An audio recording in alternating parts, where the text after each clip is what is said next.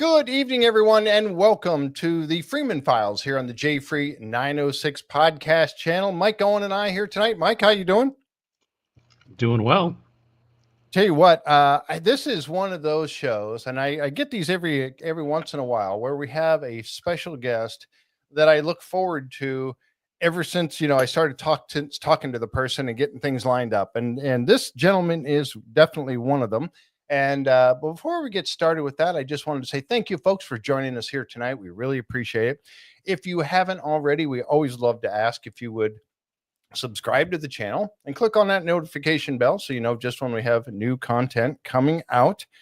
We will have some more information about this particular one of these subjects that we're going to be talking about tonight. We're going to have more information coming out in the following days and weeks coming up, because it seems to be a hot topic right now.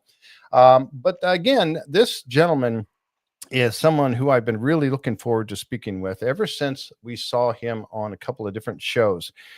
He has a PhD in geophysics, which goes way over my head already. He owns two companies, I think, Geolytics and International Ground Radar Consulting. This man has more smarts in his fingers than I do anywhere in my entire body.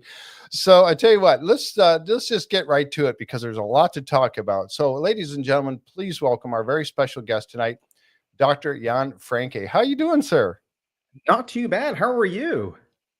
I'm actually not too bad here today. It's a decent, you're up in Canada, so, it's a little warmer down here for us, for me in the Pittsburgh area, probably, but I don't know. What's the weather like up there? Well, I'm on the West Coast, right? So I kind of have Seattle weather here. It's okay. It's a little overcast. It's probably, I don't know what it is in Fahrenheit, but it's probably in the 50s. It's not too bad. Oh, not bad at all. Yeah. Good deal. And Mike, I know, of course, we know Mike's in Iowa, so he, I have no idea. It changes all the time there, right? Yeah, we suffer through winters, much like the Canadians do. So, yeah. But Jeff was in Florida through winter, so yeah, I spent a couple months. We got to talk about the differences between our weather days. And his complaints didn't go over well when we're sub-zero temperature, wind chill, and he's like, "Oh, it was 40. It was cold." Yeah, it was. Yeah, glad you're in Pittsburgh again. Yeah, I know, right? But glad I'm in Pittsburgh. All right. Well, I'll tell you what. So, international GPR expert.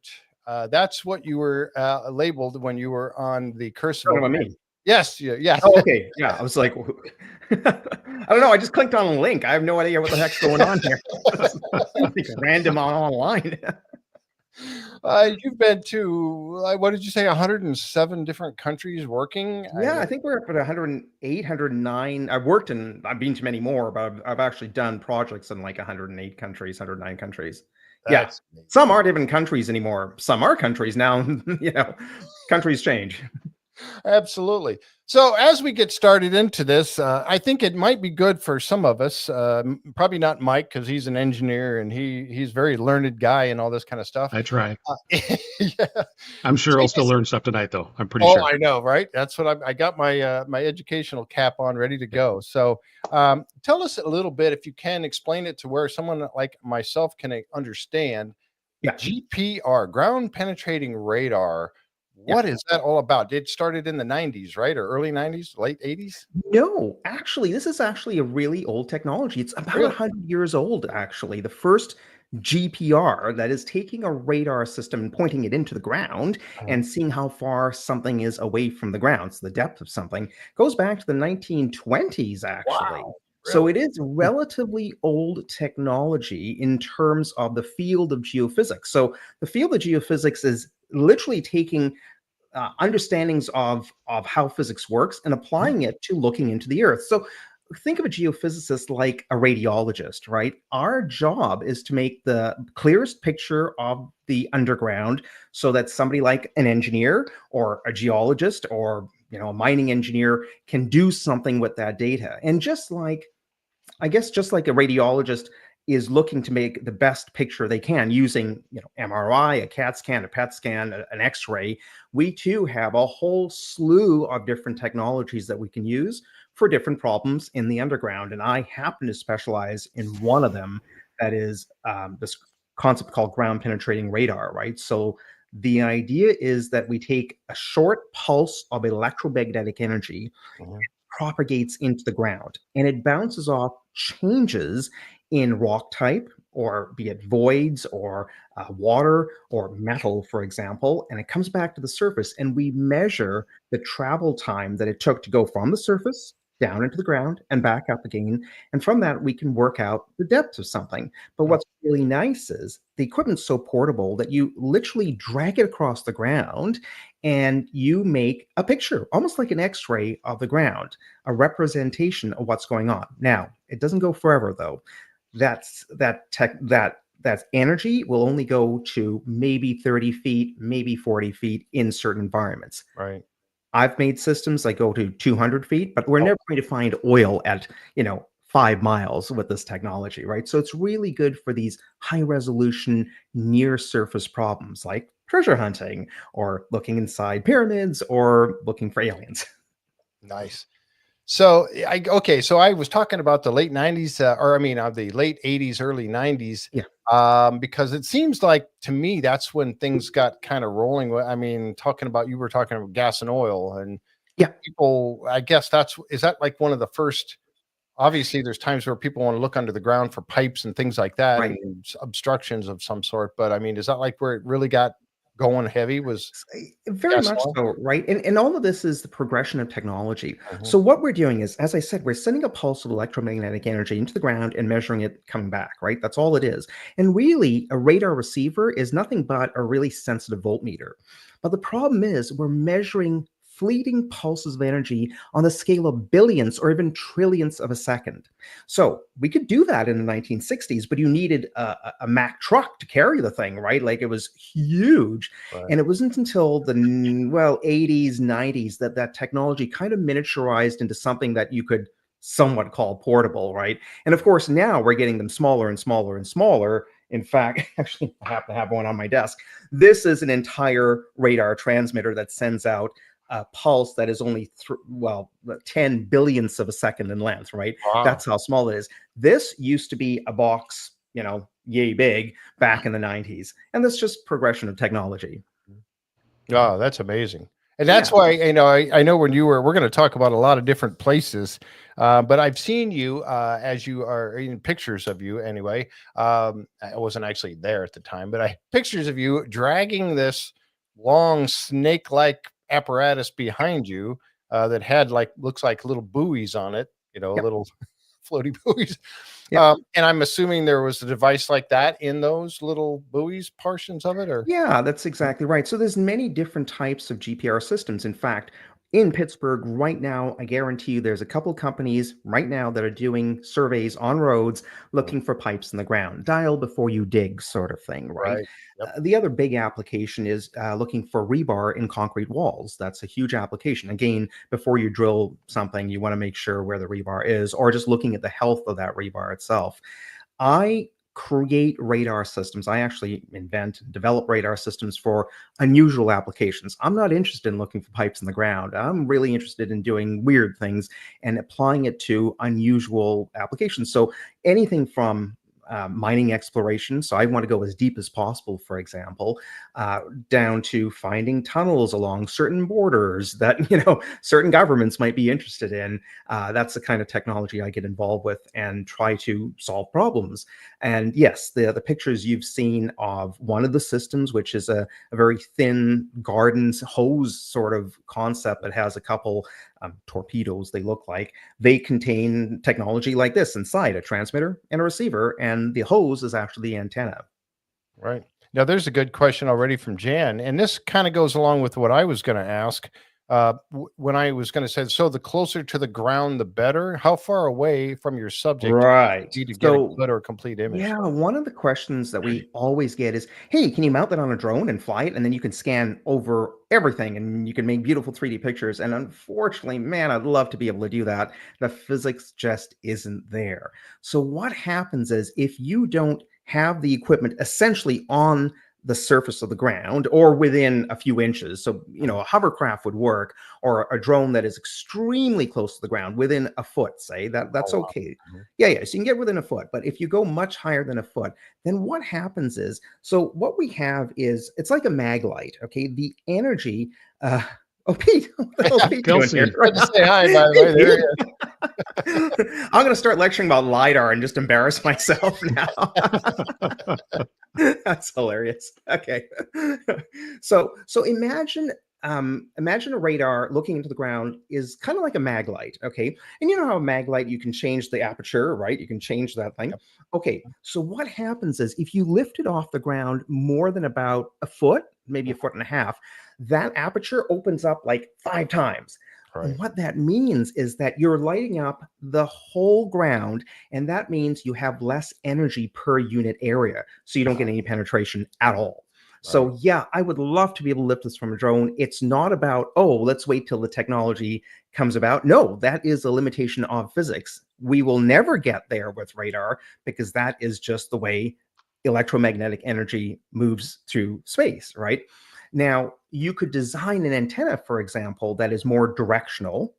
The problem with that is, all the antenna designs that we know of are for directional antennas are really large. So that means you can't lift it with a drone in the first place, right? Like literally, to have a directional antenna that sees an appreciable distance, let's say 20, 30 feet into the ground, we're talking about lifting 2 antennas the size of old movie posters. Like, you can imagine those huge posters, right? How the heck are you going to lift that with a drone? Like, it's just going to fly everywhere, right? So yeah and no, we just don't have it yet. Now, in the future, will we invent more directional, cool antennas with quantum technology? Sure. And I hope I'm alive to see that. That would be so cool, right? But right now, not going to happen. Yeah. So you need to be on the ground. Yeah. So that's, and I was wondering, because, in my brain, when you start talking about radar, of course, I was in the Navy and I was on a ship. We had the big radar dishes going up there, and they were picking up other ships at sea and planes. And I mean, it goes a long ways. So you're thinking automatically, well, it should be able to go on the ground a long way. Right. It does not work that way at all. Well, you're cheating, right? When you're in the Navy and you're shooting through the air is very resistive, which means it's electrically resistive, which means that the radar energy is not being absorbed very much. It'll go for hundreds and hundreds of miles. It'll go over the horizon, actually, if you wanted it to, right? Yep. When you go into the ground, the equation changes dramatically, and you lose energy as 1 over, like, it's R cubed, right? So to get from 10 meters from 30 feet, I'm trying to do this in American system, from 30 feet to 60 feet, you need like 1,000 times more energy. And then you get to the point that, okay, wait, I can't put that much energy into the ground without creating an electromagnetic pulse bomb, right? You have an EMP device. So there are some Russian systems that claim they can get down to 300 meters. So that's, say 600 feet or something crazy. I've tested them, and they can in certain environments, but they are generating so much. They are so far outside of legal limits in any Western country for that reason. Like, if you take one of those transmitters from these Russian systems and go turn it on outside an airport or outside a stock exchange, exactly, right? So in the mining industry, in any legitimate use, oh my goodness, we don't even touch those crazy things. But in theory, you could build something like that, I suppose, and get more penetration. Yeah. Wow. That's crazy. Yeah. So I tell you what, thank you for that, explaining that kind of information to us a little bit, because again, it's good to hear it in layman terms that I can understand. One of the things that's really big, and let's just jump right into this topic right off the bat here, and we'll get it out of the way, because I definitely want to talk about some of the work you've done, like on Skinwalker Ranch and the Curse of Oak Island and stuff, and elsewhere in the world.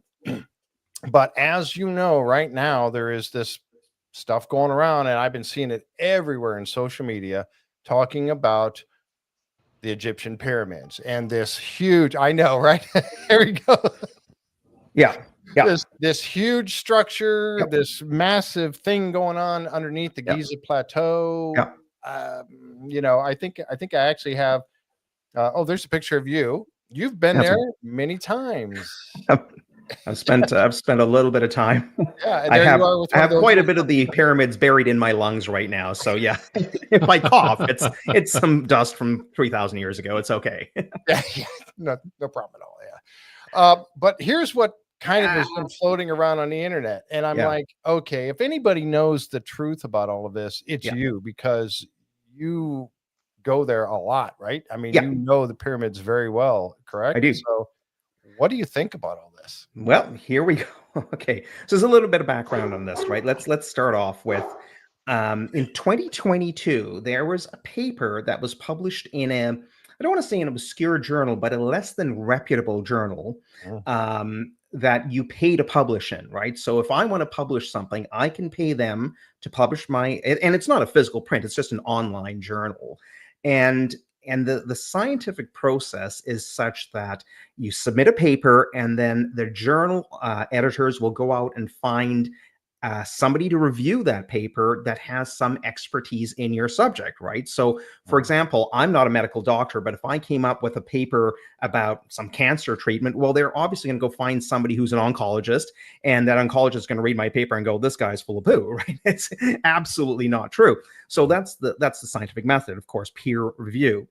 The problem with this one journal is that they literally will take almost anyone who'll have some relevance to the word cancer, for example, and say, "Here, you review it," and they read through it and they say yes, yay or nay, right? So this paper purported to use satellite radar to peer inside the pyramids of Giza in Egypt. Okay, so let's talk about that. Okay. Yeah, this is really interesting. So the first problem is, from satellites, we know what satellites are up there because we put them up there as humanity. It's not like we're using some, Martian satellites. We're pretty sure which satellites they're using. And and the access they have to satellites, sure, we can speculate that maybe the US government has some more advanced technology satellites, but we're pretty sure they don't, because I just saw it on a Signal chat that I was part of. So anyway. Sorry, I had to get that in anyway. But the point is that even if there is, it's an incremental increase. It's not like some secret 3-letter agency has like 100 times resolution and breaks the laws of physics, right? So, okay, we got that. Now, what is satellite radar? Well, satellite radar is used for a whole bunch of things, mainly for monitoring elevation, right? So we send a signal down from a satellite that's usually in the gigahertz range, and it bounces off the ground. And what's nice about radar is it sees through clouds. Sometimes it sees through forest canopy, and we can get a nice bounce off the ground. Okay. Mm-hmm. Now, that energy is in the gigahertz range. So we know how far it'll penetrate into the ground. And at very, very best, in an ultra dry environment like Egypt, we're going to get a few feet. That's it. A few feet. Okay. Wow. We just don't have the power. We just don't have the resolution or the power and the frequency to get more than a few feet. That's it. So the first thing we go is, okay, garbage. There's no way they saw inside a pyramid with radar. That's just not possible, at least spaceborne radar.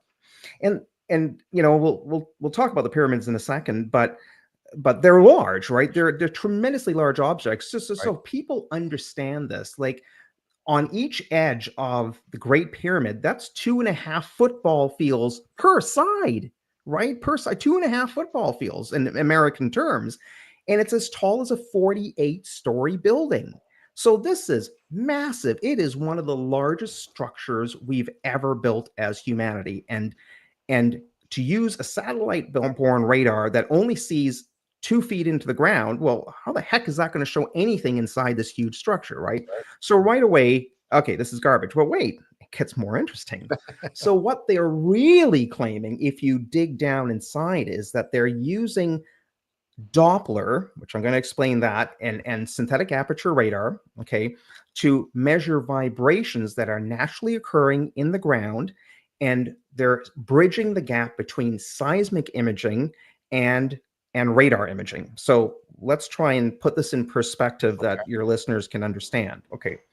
So firstly, what is synthetic aperture radar? That sounds scary, and it's not. Okay. I've got a dark room. okay, and I've got a, well, my chair is at the other end of this room, okay, just pretend. I have a radar. I just have a simple radar, which is my mag light, okay? I turn on my mag light, and I'm on the other side of the room. What am I going to see? Well, I should see my chair, right? I should see my chair, but man, I'm pretty far away. I don't have a lot of energy coming out to hit my chair. Am I going to actually tell the exact fabric pattern? Maybe not. I might be able to guess the general shape. Maybe I can tell it's black, okay, but I'm not going to have a lot of detail, right? Because I'm just standing in one place. I'm shining a flashlight at it. That's the best I can do. Now, imagine if I was able to take my flashlight and actually move it around the object of interest. So in other words, I walked not close to it, I stayed the same distance, but I got it from different angles, right? And what if I could build up a better image of that from shining the light at different angles, right? Well, what that does is gives me more detail. So now, because I'm shining the light at different angles, I might be able to see that there's, I don't know, some sort of fishnet pattern to the back of my chair, right? I have more detail. So that's what synthetic aperture radar does. It takes the satellite, and because it's spinning around the Earth, right, it can take images at different angles and give us a more detailed image of my chair in this case. All right, that's fine. The problem, though, is there's two types of resolution when it comes to radar. The first resolution is how far apart can you tell two things are, right? So if I had, I don't know, in satellite radar, if I had two trees, for example, and they were only a foot apart, can I actually tell that they're two trees, or does it look like one? Well, they actually look like one. But at a certain distance, if you have enough angles of incidence, you can tell that there are two trees. Okay, so that's one type of resolution. The other resolution is the distance. It's called range resolution. So how far away from the radar are you, right? That's not the separation, but it's the distance.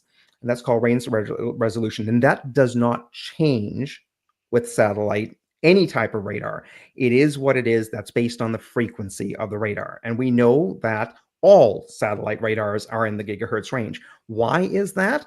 Because any lower frequency for deeper penetration would involve an antenna that's too large to lift onto a satellite in the first place. So we know, we kind of have an idea that, you know, regardless of what governments put up there and three-letter agencies, they don't have a magical rocket to lift the huge satellite up there. They're still limited in size, right? So we kind of know what everybody can do.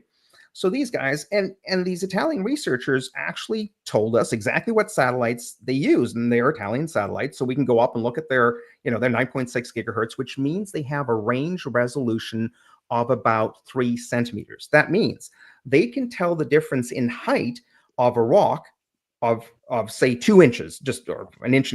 Okay, so that's their resolution. Okay, that's fine. Now, Doppler radar is the ability to measure change in that range, right? So if that rock moved a little bit, can you tell that it moved? And yeah, you can.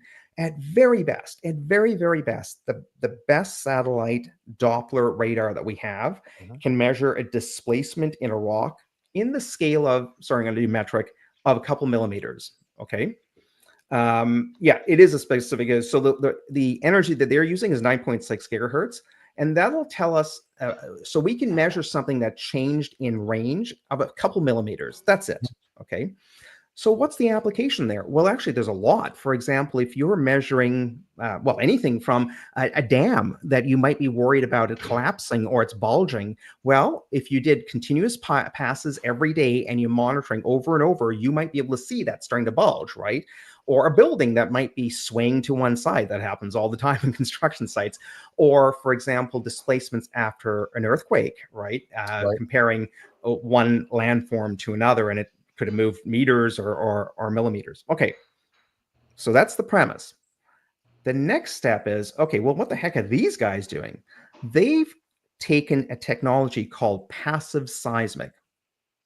So put radar to the side. Passive seismic uses, so how do we find oil and gas in Texas? Well, what we do is we place a bunch of what called geophones into the ground, okay? And these are very, very, very sensitive vibration monitors.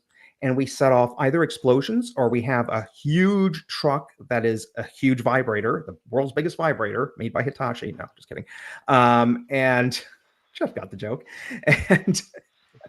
And that sends energy into the ground, right? Well, we can't put large vibrating trucks in the pyramid complex because obviously it's super sensitive. So we can use geophones that are planted in many places and take the natural vibrations of the earth, and particularly from the city of Cairo itself. So trucks and buses and all sorts of things going on, and try to measure what's going on underground. Right. That's fine. That's a technology that's proven. The problem is that those vibrations occur in micrometers, like 10 to the minus 4, 10 to the minus 5 millimeters, right? So 0.0001 millimeters. They're vibrating so small, it's less than the width of my hair. Wow. Okay. So how are you going to do that with a satellite that only can measure things in a few millimeters, like your orders of magnitude off? So this paper that came out in 2022, anybody in the scientific community went, what are you talking about? This is garbage. And in fact, the journal that published the paper, they published all the reviewers' comments. And if you go into it, it's really interesting. One reviewer's like, I don't understand it, but it sounds cool. Well, that's not a review. That's not. And then two others went, in a polite way, you have no basis in science here. Can you please explain this? And all they've done is involve some gobbledygook and some technical terms that aren't really relevant at all, using quantum physics, there's nothing about quantum physics here. So now, last week, these guys came out and absolutely without any sponsor from the Egyptian government, like the Egyptian authorities, I'm sure, going, oh my God, shut up, please. Right? Because they're embarrassed, I'm sure. Yeah. And they're now saying they've been able to not just view underneath the pyramids, but they have this incredibly ornate design of the spiral design.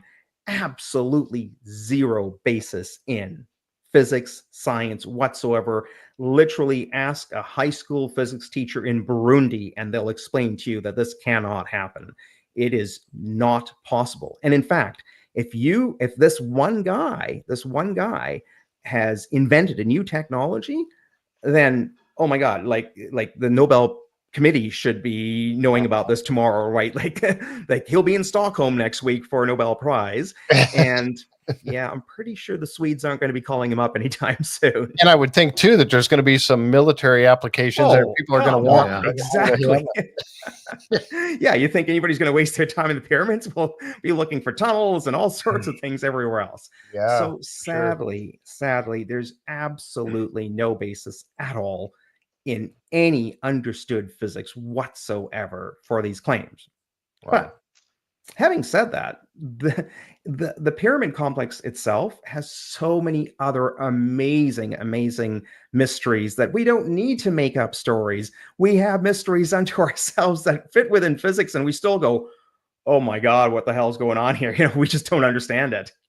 Yeah, as much as how cool it would be, because when I first saw that, of course, we're looking at it going, "Oh my gosh!" Being somebody who doesn't understand this hardly at all, I'm looking at that going, "Oh my gosh, this is fantastic! If this is true, look what's under there." So I mean, I knew that I had to reach out to you, especially to kind of help us put this all together and understand it and see, is there any truth to this at all? Mike, did you have something? Yeah, when I saw it initially, my first reaction was, oh boy, here we go. And so I did a little bit of research and I got the paper that they released in 2022. I went through that paper and even in that paper,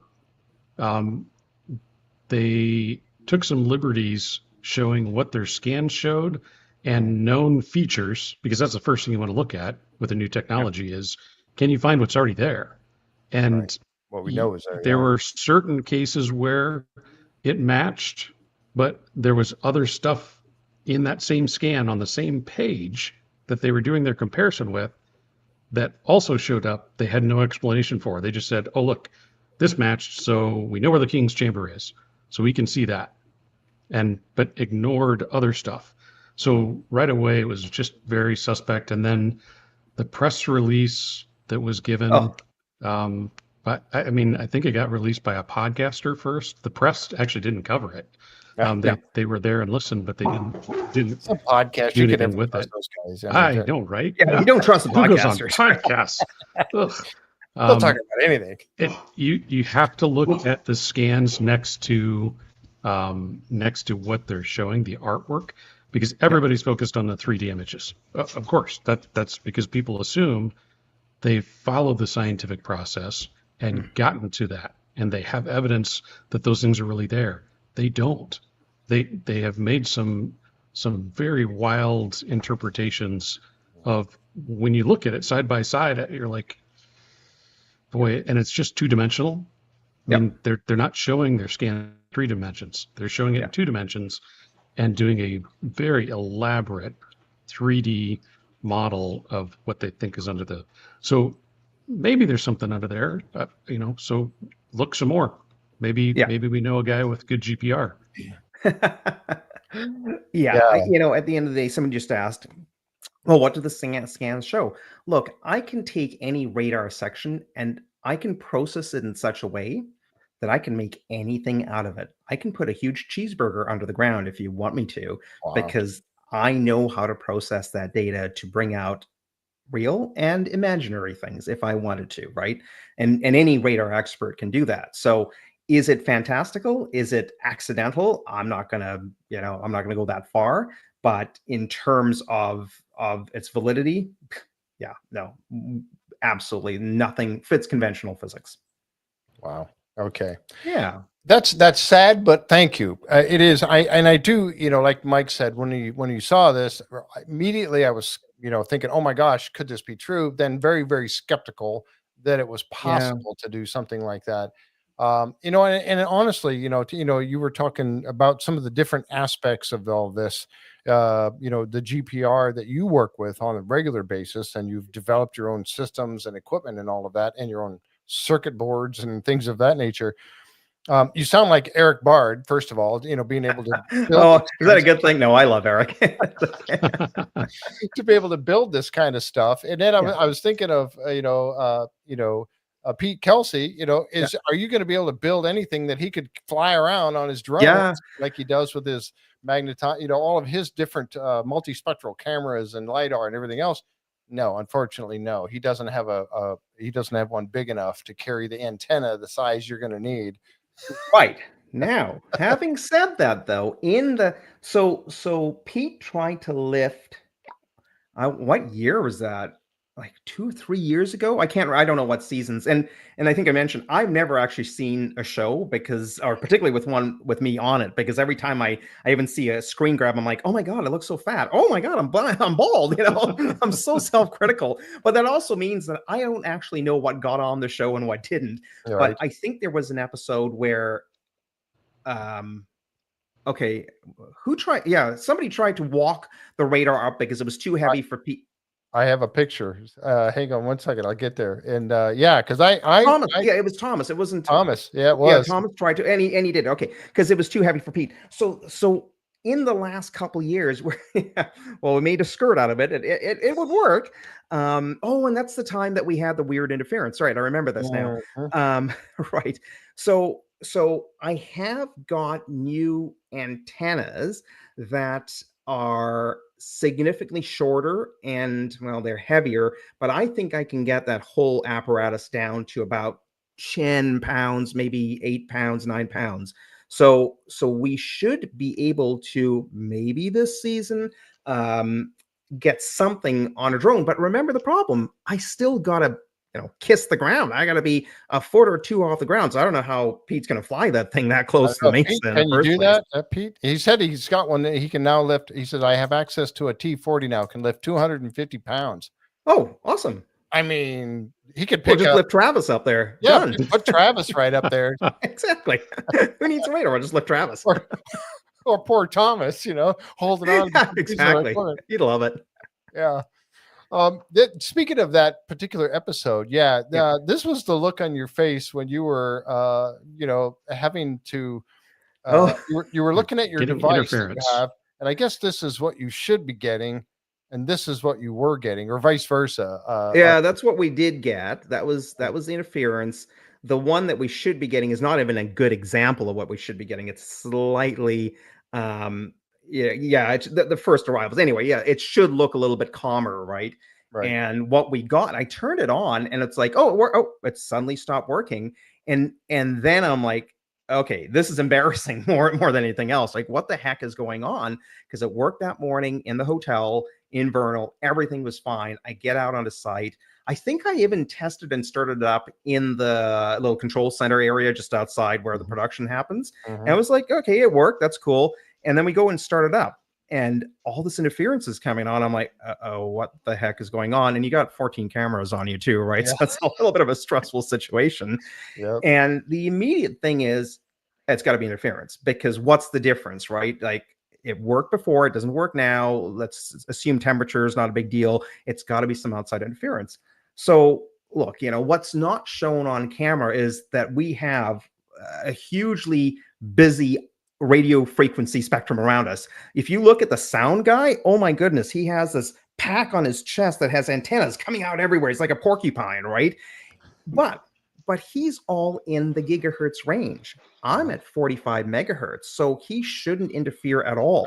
Right. Yeah, there's who knows how much telemetry going on with the production team itself. Like, they have radios to everything, right? But they're all operating in the gigahertz range. The weird part was, why the heck am I getting interference down at 45 megahertz and strong interference? So then, the obvious culprit is Travis or Eric inadvertently broadcasting something, right? So when I think when I turned to them, it was sort of also to the crew, without breaking the fourth wall, going like, the hell are you guys doing here, right? And it's not like I can say, okay, guys, shut off the sound, shut off the cameras so I can test this thing. Right. You can't do that. Yeah, but you know what? Weirdly enough, later that afternoon, back in the little lunch area that we have, 500 feet away, worked again. Wow. Yeah. And I remember Thomas, he had to, you harnessed him up with that. Yeah. You got Skinwalker. Yeah, I probably did. And it's funny because, and we've seen Pete Kelsey's face, when new people show up out there with their technology. Sure. And they're going to do whatever experiments they have or exercises with this technology. And he's just they're all smug. Oh yeah, I got this stuff. It's going to be, killer. You're going to love it. And he's over there going, yeah, you just wait. You're going to, and inevitably it fails. Everybody, drones. I mean, telescopes, everything. It just seems to fail out there. Batteries. Yeah, exactly. And it's just amazing to see that. Then you see the look on their faces like yours when you were going, I don't know why it's not doing what it's supposed to. Yeah, it's a combination of embarrassment and confusion, right? Well, and that's something we've talked about on there before. People, because we talk about each episodes of Skinwalker Ranch. We dive into it, we dig into it, we really try to understand exactly what they're doing, and we talk about it here on the podcast. And we get a lot of people that'll come on and say, oh no, that's all a bunch of crap. They're doing it for TV. They didn't have it. And I tell them, I said, look, nobody's going to walk out there like Jan Francke. Dr. Jan Francke is not going to walk out there and show his equipment and do it to fail, because you have a reputation to maintain. Absolutely. You have equipment that you've built that's going to work. Yep. And now it's not working. You're not going to fake something like that, because why would you want to do something, Yeah. And so keep in mind, I'm not getting anything for this. I get my expenses paid basically to come down. I do this for the love of science and for the challenge, right? Like, to me, forget about the TV show. That's in the way. We have a technical problem that and when I say we, humanity needs to solve. Is there some sort of as yet unexplained phenomenon on or around the ranch? Forget about the TV show. What scientific method that we know can we apply to that, right? And in my little world, and my little, I have one type of scanner, and there's lots of other people that have other types of scanners that should be there and doing their work as well.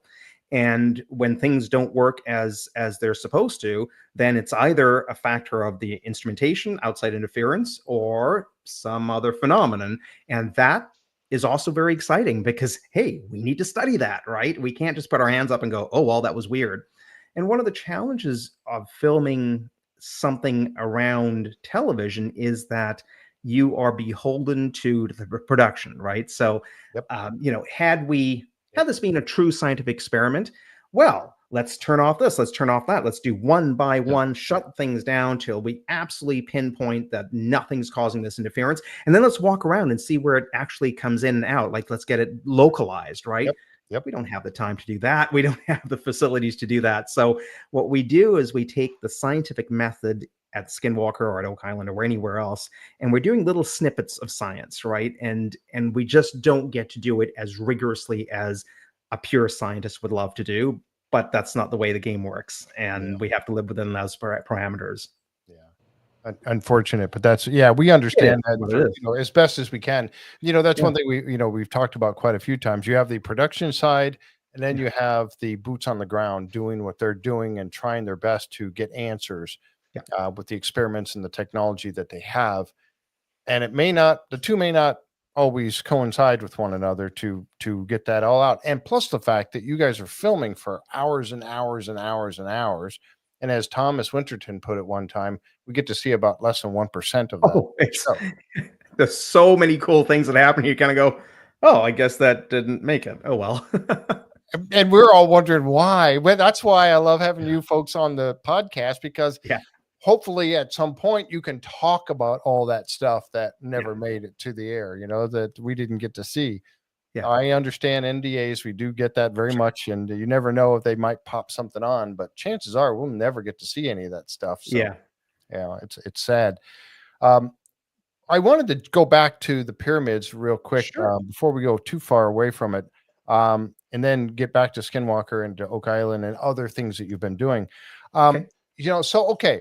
We've established that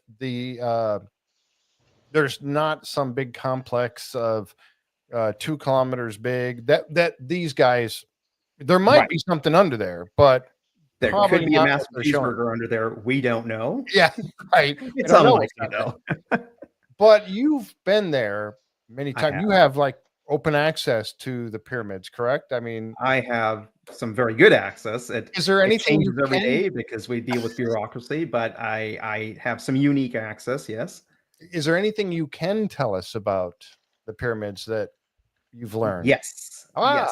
In fact, in preparation for this, I kind of put together a little bit of I don't want to say a slideshow, but just a little PowerPoint, only to get people to understand that we don't need fantastical stories to have wonder and amazement at these structures. They present so many challenges to us today, even as they are, that we should all be going, what the heck? Right? Yeah, I know. I'm one big WTF, right? Because it's so absolutely bizarre.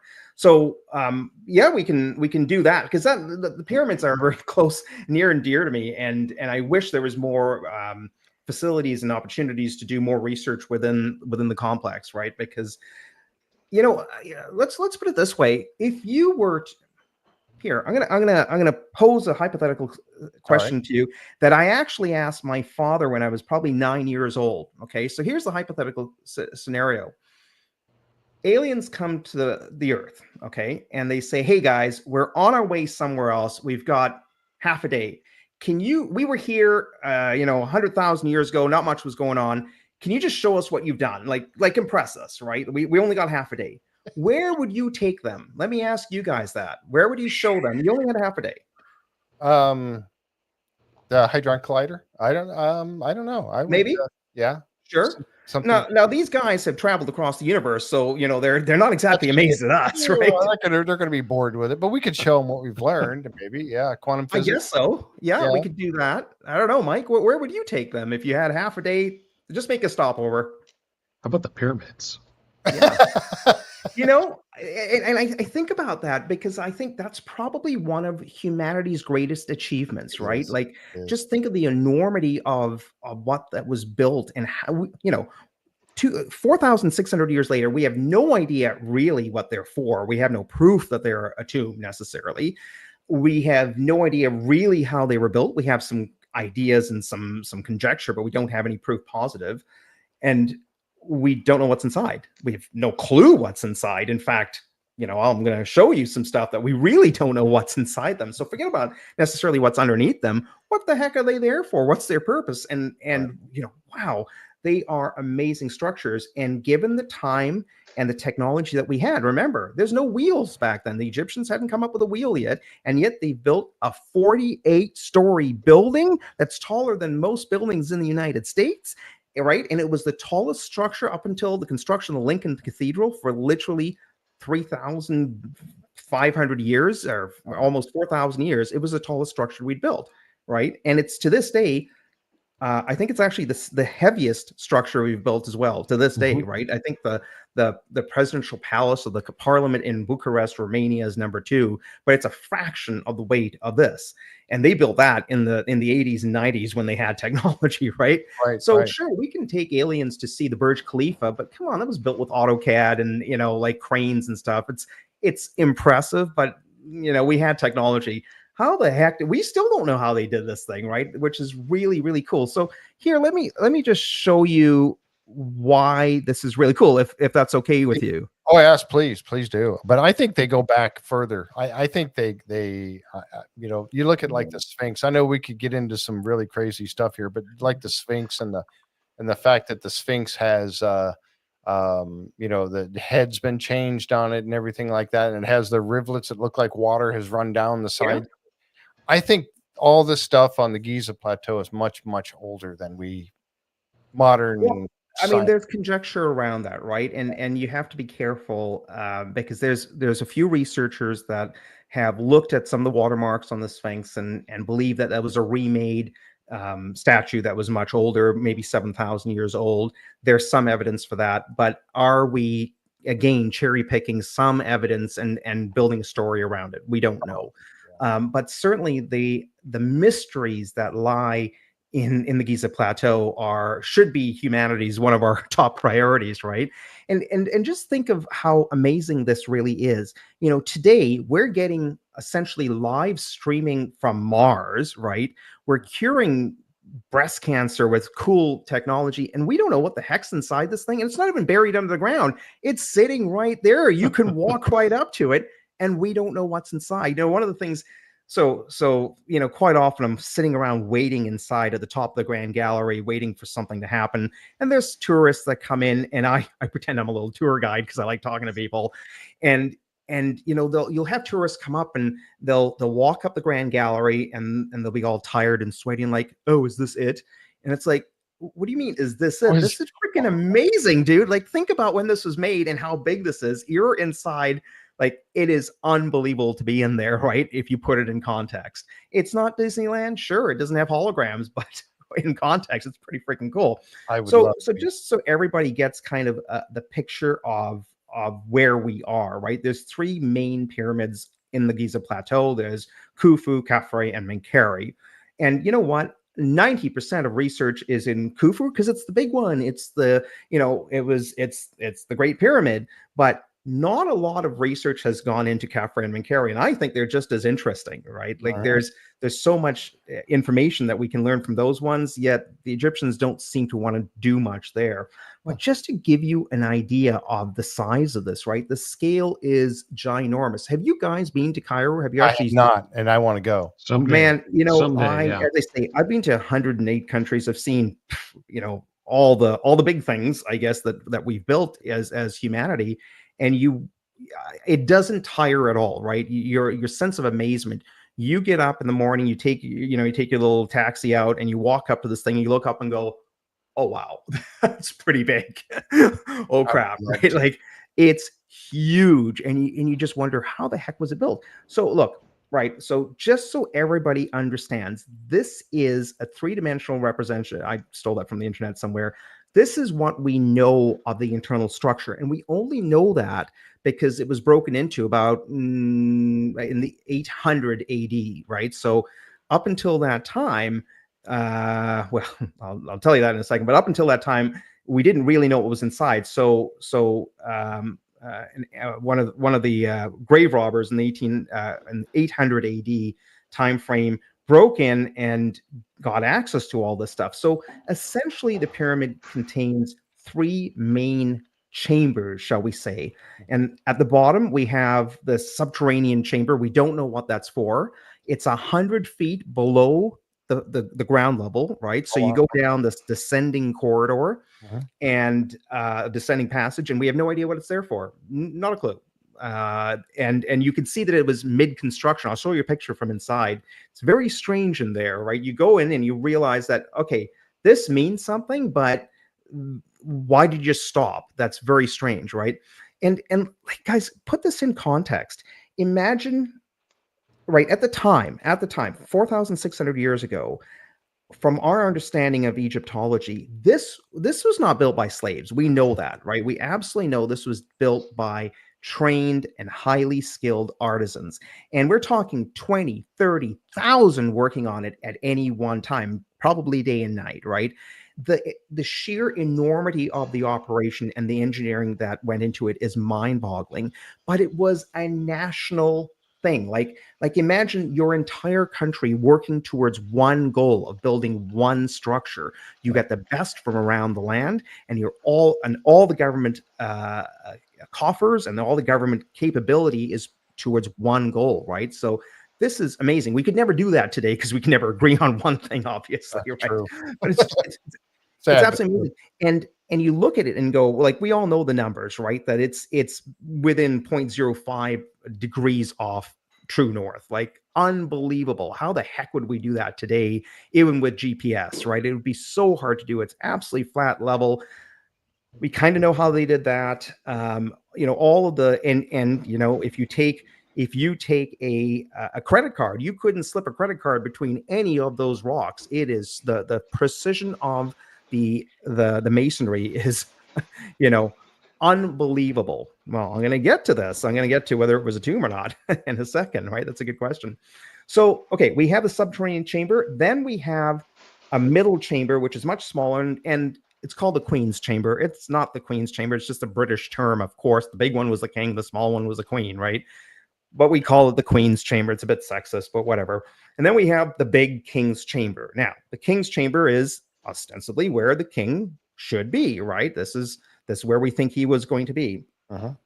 And then we have this grand gallery. And by grand, if you look online at the picture of the grand gallery, it's pretty grand. It's very impressive, right? It's it's 8, so it's 24 feet tall and this beautiful staircase going up. It is very impressive leading into it. Okay, so here's the descending passage. Anyway, so I want to show you a couple things here. Okay, this is the Queen's Chamber. Now, this is on the left-hand side. That is the what side is that? Yeah, that's the western wall. Okay, so everything in the pyramid is built for a reason. There's no haphazardness, right? Everything's built for a reason. And you look at that and go, oh yeah, that's perfect. If you measure, that's plumb straight in the middle. Sorry, excuse my radar stuff and my markings on the wall. Anyway, but you get the idea. Beautiful, right? But then you look to the east side and you go, oh yeah, it's like, what the heck is this? If you hired some contractor to do, construct an outhouse, in your garden, and they made a little alcove, and you said, we think that little inset is for a statue. That's probably what it is. But look at it. You'd go, did I hire these contractors from Home Depot parking lot? Like, what the heck, right? This is the worst construction job ever. It's off center. Well, that's no mistake. Like, there's a reason that's off center. So, of course, the first question is, oh my gosh, what's going on here? Is there something behind that wall that they have to off center it, right? Because it looks kind of stupid and it's just looks like shoddy construction, whereas everything else is so perfectly, the geometry matches. Those ascending and descending corridors, 26 degrees spot on. Everything's 26 degrees. The outside slope is 52, 2 times 26. Everything is mathematical precision. And then you go and screw that up? Come on. No, you didn't. There's a reason, right? So we've scanned that. Nothing. It's just solid limestone. So why would you do that, right? And lots of people have looked at that and tried to figure out, why is there this niche that's cut in there, but it's completely off center. And at some point in the 1600s or 1700s, somebody had gone in and tried to carve out and see if it led to some treasure, right? Because here's the hypothesis. Now, I'm going to show you something here. Okay, I'm going to show you something. This is the king's chamber. This is where the king laid to rest. Sorry, I tried to do it with my panoramic camera. It didn't work very well, but you get the idea, right? Right here is the sarcophagus, and it's still there. Now, what's interesting is there's only one entrance. It's about 3 feet by 3 feet. So you've got to crawl down and get on your hands and knees to get in here. And the sarcophagus is actually bigger than that. So that was the entire structure was built around the sarcophagus, right? That's fine. Okay, I get it. Now, the king's chamber is really interesting because it is where there's no evidence of this, because when the grave robbers came in 800 AD, they reported that the king's chamber was actually already empty, which leads to believe that within 200 or 300 years after the construction, somebody had gotten in and cleared out the king's chamber. Because of course we expect it to be full of gold and all sorts of interesting things, right? Let alone the king himself. So the king's chamber, we can consider that as being the bank vault, right? That is the bank vault. Well, how do we build a bank vault? If you're building a new bank, you would have really thick steel around it, and then you wouldn't put the bank vault at the on the back alley side of the bank where somebody could sit there overnight and drill in from the back alley. You'd kind of put it either in the basement or center, so it's really hard to get to, right? That makes sense. And that's exactly what the Egyptians did.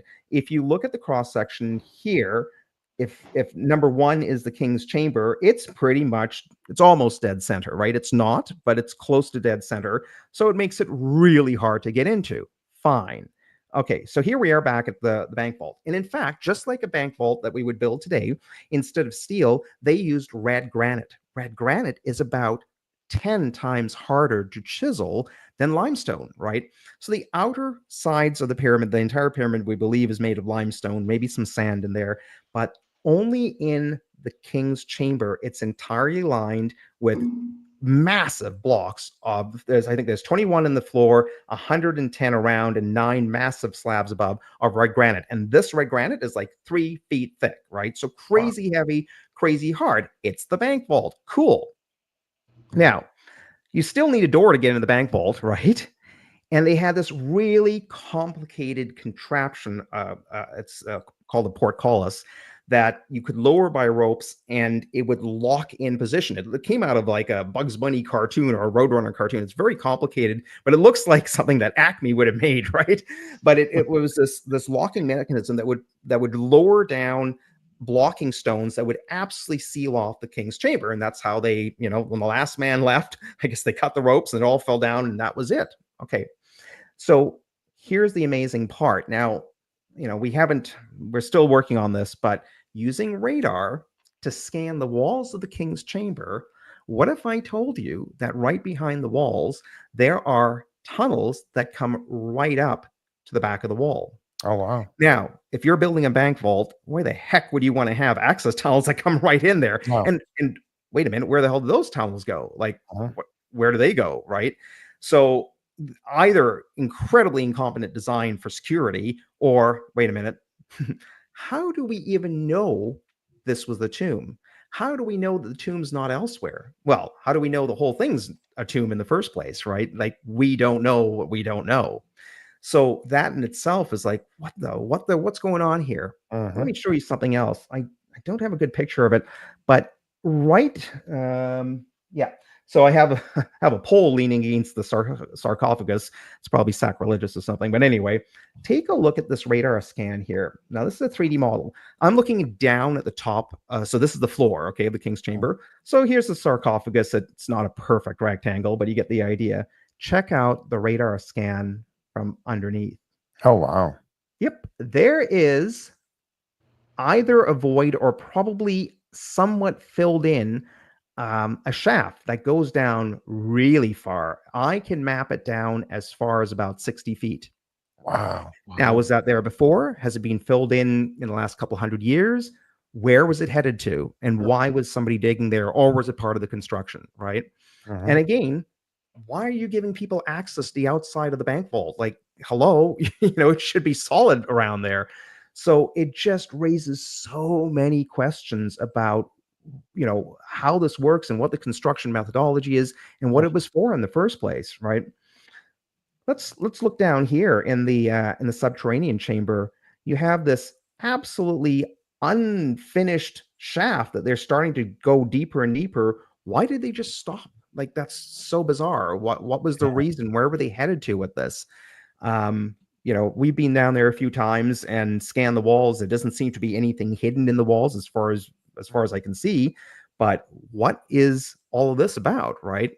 So the real science that's being applied right now is something called muon tomography. Have you guys talked about that on the show? Yes, we have, because they use that on the Curse of Oak Island. So yes, we have. Yep. Right. Okay. So I'll just explain how muon tomography works very simply. Right. So muons are created by supernovas in the galaxy. It's cosmic radiation that we get bombarded with all the time, and those muons have so much energy that they can penetrate hundreds of meters into the ground. And we have new technology, these neutrino detectors that are quite small, that you could place. In the case of Oak Island, we could put them in the bottom of boreholes, and these muons strike the Earth at all different angles all the time. Your body's being hit with them all the time. Oh, there was one now. Okay. But they get hit with them all the time. You don't feel them. And if you can measure the angle of incidence that it hit the detector and the energy, you can start making a three-dimensional model of the density of materials that it went through before it hit the detector, right? So, okay, so that's actually useful. And what teams have found, actually a Japanese and I think a French team have found, by placing muon detectors in as many places as we can get to in the pyramid, and of course we don't, we can only get to certain places, is that there is an area right here that is very, very low density, to the point that it could be open space, right? And there's another one here as well, a small void. But so they've actually been able to put a small camera in there quite recently, last year. Yeah, and they were able to prove that. But There's here's nothing in it. golden. This is the exciting part. This, what we call the big void, if that can be proven to exist, hey, that would be the size of a cathedral. We're talking 100 feet by 30 feet at least, right? Wow. What the heck's in there? And remember, you don't put, if you have a pile of rocks, you don't leave holes in it, because, oh my goodness, the amount of stress that causes, right? You don't randomly do that. You do that for a reason, and you have to build around it and put stronger stones to take that stress. So if there's something in there that would be untouched by grave robbers, hey, maybe that's where the real tomb is, if it's a tomb in the first place. So that's the goal of everyone, is how can we get technology close enough to that maybe using one of these shafts, for example, that we can use a radar system or some other technology to try and prove the existence of that big void. And that would be really exciting. Wow. Man, oh man. Yeah, and it's not really close to anything else where you can like drill a little hole in there to get in and see. Well, and that's it, right? Gone are the days of Howard Carter where we blow things up with explosives, right? Thank goodness in this case, yes. Yeah, one thing about it's called the Supreme Council of Antiquities in Egypt, is that they recognize that this is not even Egyptian. This is humanity's, gift, right? It belongs to humanity. And the last thing we want to do is, just for curiosity, start being destructive and chisels, pickaxes, or explosives to get to something. If there was ever a technology that would look into it, it would be something laparoscopic, with a tiny, tiny camera, maybe a LiDAR. And you know what? They'd probably seal it up again and wait for the next generation to have better scanning technology, because you never get a second chance at opening one of these things up. Wow. Yeah. The interesting part is, I mean, the big void, that picture there, that's not overly impressive. It's just kind of a blob, because that's as much as we know. It's not a 3D model with big columns and spiral staircases. No. You can't go there that fast. You can't make that leap. And they're still looking to validate it with additional technology. I mean, that's right. It's not just that. And they've done that muon scan multiple times now. And each time they come up with the same answer. So it sounds like it's starting to gain maybe a little bit of credibility from that standpoint, that it's a known technology and it's reliable, but still validate with other technologies. and following the scientific method, right? Absolutely. Peer review, repeatable technology, repeatable results Yep. with something that has been done before and applied elsewhere. And what we see from the paper last week is that's not the scientific method. It's something that was concocted by one person with absolutely no basis on anything and not building on the backs of anything at all, right? Right. So, yeah. Wow. Now I have to ask you, because several people in the chat have asked this question. And first, about the whether or not it was a tomb, but again, more importantly, who do you think built it? Do you think this was built by NHI, non-human intelligence? I have to Okay, ask. from a There's a lot pure of people yeah, I asking mean, it's a questions. dangerous thing to talk about It because is. the fact is, like, as a scientist, no. But, and then we'll say, "Well, why did you say no? What's the basis of that emphatic no?" Mhm. And the reason is we have really good records. The Egyptians were amazing at keeping records. We know the work gang names, we know how much they were paid. Oh Like, wow. so much record keeping was left, and we're still discovering things on the banks of the Nile that document who built it and actually their names, for the most part, and families and sort of that sort of There's thing. that right there. So it's highly unlikely that we had outside help to some of this stuff. Now, how it was done, no clue, not a clue, right? That Wish that they would have might be lost recorded to that. time. But let's just imagine that yes, they had some inspiration, shall we say, from outside of our planet. How would that be lost to time? Because it's so well documented. Do you not think somebody written that down in a papyrus that we find and go, what the heck is this? Right? And we Uh-huh. don't have any evidence of that. What we do have is evidence of 20 to 30,000 people working day and night for 27 years to build this using ramps or whatever they used. I don't know that. Probably not aliens. Now, you go to other places. I've been to the Nazca lines in Peru, and you go, "Oh, yeah, I don't know how they made that." Yeah. That's another question altogether. Yep. I also have to ask this one. You've done a lot of your used a lot of your GPR equipment in and around the pyramids. Have you done anything around the Sphinx? I don't have access to that right now. Okay. All right. Just to Would I like clarify. to? Oh, yes, especially that Paul. Yeah, I know, right? Because that's where there's this the archive of all this knowledge is there. That's what they're hoping to find there. Are the aquifers under the pyramids? Are there aquifers under the pyramids? Does it affect radar tech? So, good question. There's aquifers absolutely everywhere on the planet if you dig deep enough, right? And unfortunately, the Cairo, the entire Cairo plain underneath the pyramids, you'd probably have to go many hundred meters to hit the water table, because it's quite high up. So I'd say probably 3, 4, 500 feet, and radar is not getting that deep in the first place, so it has no impact on radar penetration because we don't get to that level. Okay. Let's see. There's another picture, that one you sent me just a little while ago today, and I just wanted to show this real quick. This one here, absolutely No, amazing. that's You look at that, I see you standing there, but really I'm looking at everything else. I'm looking at the walls and the precision of these yeah. blocks being set into place. And Oh, you talked about a credit card not going in between them, and I'm just amazed it um, is that they were able to do that. staggering. The workmanship is staggering to this day.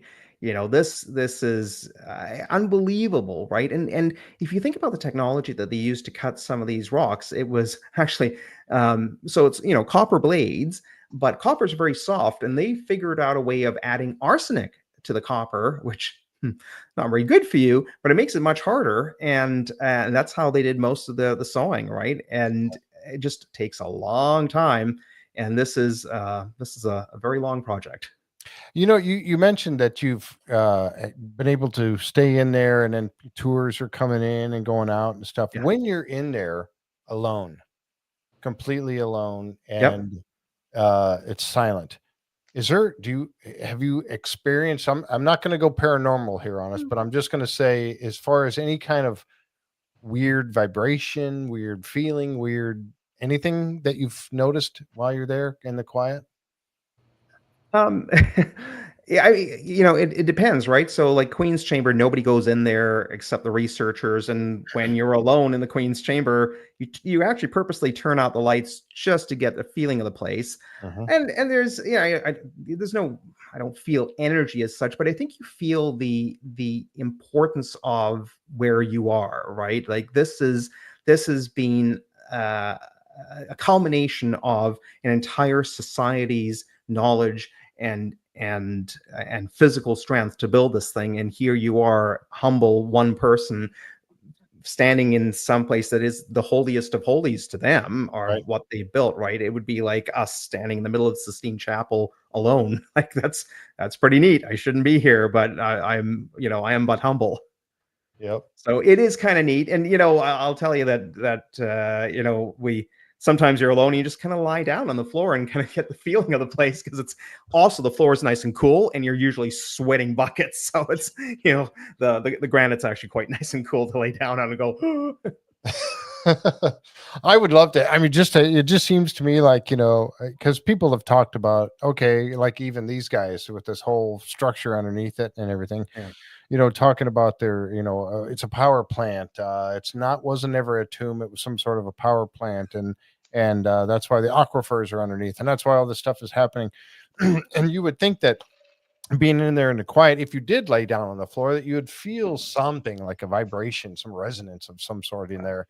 Yeah, but where would that be coming from? Like, I don't know. I'm just, no power plant, right? It's like that can't exist. I will tell you that if you go back in literature, particularly from the 60s and 70s, the Soviets and Polish researchers were doing a lot of experiments, particularly in the Queen's Chamber, around weird electromagnetic phenomenon that they were recording on their instrumentation. And, with kind of in the 90s, with the opening of the Soviet archives a little bit, you have access to some of the stuff, and you catch snippets of them seeing some weird stuff on their instrumentation that they couldn't figure out, right? So I'm not saying it's a power plant, but I am open to suggestion that there may be some phenomenon, at least in the Queen's, maybe in the King's, maybe in other places, that don't fit normal physics. And I will go as far as to say that I've played around with a little bit of experimentation that makes me scratch my remaining hair as well, right? Like some things you kind of go, I need to investigate that, or some needs to investigate a little bit further, because that's a weird effect. And just using simple electronics. So there's probably more going on. Now, is it extraterrestrial? Probably not. I mean, I'm sure there's a legitimate reason for this, but the fact is, yeah, even I've seen some weird stuff in there with electronic equipment. I can't tell you why. Yeah, same thing with Skinwalker Ranch. Weird stuff happens over there with electronic equipment. Can you tell us why? Not really. No, not yet. Not yet. Not yet. That's the exciting part of science, right? Yep, right. This is an incremental thing, and we don't jump to conclusions. We learn and we experiment again and try again, and the next generation comes along, and maybe our children will figure it out. Yeah, hopefully. Exactly. Yeah, for sure. All right, let's take a jump over to I want to talk a little bit about the work you did over at on Oak Island in Nova Scotia. And then we'll jump back to Skinwalker Ranch, and then we'll we'll get some time here. We can talk about some other things you've been doing. You were, at least what we've seen, you may have been there other times, but we saw on television this year during season 12, at the beginning of the season, towards the beginning, that you were invited out. And there you are, as a picture of you in the war room talking with everybody. And there's a shot of the war room. You're at the table, and you had developed this, and I'm assuming I say you have developed. I'm assuming you developed this GPR device that can go down in a borehole inside the people. Did you develop that yourself, or is that your? Okay, I thought it was. And well, I should say that specific device was developed by a small company that I'm a part of. Okay, so that specific device was developed by a colleague of mine, but I do make small borehole radars as well. But that one was made by a friend of mine. Okay, all right, yeah, just in case he's watching, Yeah, exactly. Jonathan, hey, wait a minute, that was mine. But so we saw that over, and for those of the viewers here that are in Oak Island, you'll know exactly what I'm speaking of here. Over there was an area they called the Golden Egg, and of course HN16, and there's also GN16, a couple of spots that you had put this device down in these boreholes, down in this PVC pipe. And there's another shot of it there. You were working with Craig Tester over there. Okay. Tom had put up this one, no safety line. Here you are putting this, what's got to be an expensive piece of equipment down with a tape measure. Yep. Yep. And I shouldn't be doing that. You know why? Because we forgot it. And it was just like, cameras are there. Screw it. Let's just keep going. And it was a Chinese made tape measure bought off Amazon too, right? So you're just like, and here we go. This is going to last. Sure, whatever. And you kind of tug on it like, it's fiberglass. I think it'll work.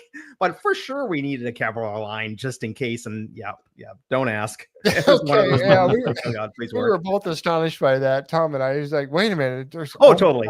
Yeah. Okay. All right. That was just a whoopsie. Yeah. This is what you came back with later. Yeah. You were able to pick up some sort of an anomaly down there, and it looks like it was about, I think these are meters, about 38, 39 meters. Yep. Down. And I said, you know what? And I was trying to put this together. I think I was actually communicating with you a little bit during this time because I was thinking it would be this way, would it not? Of course.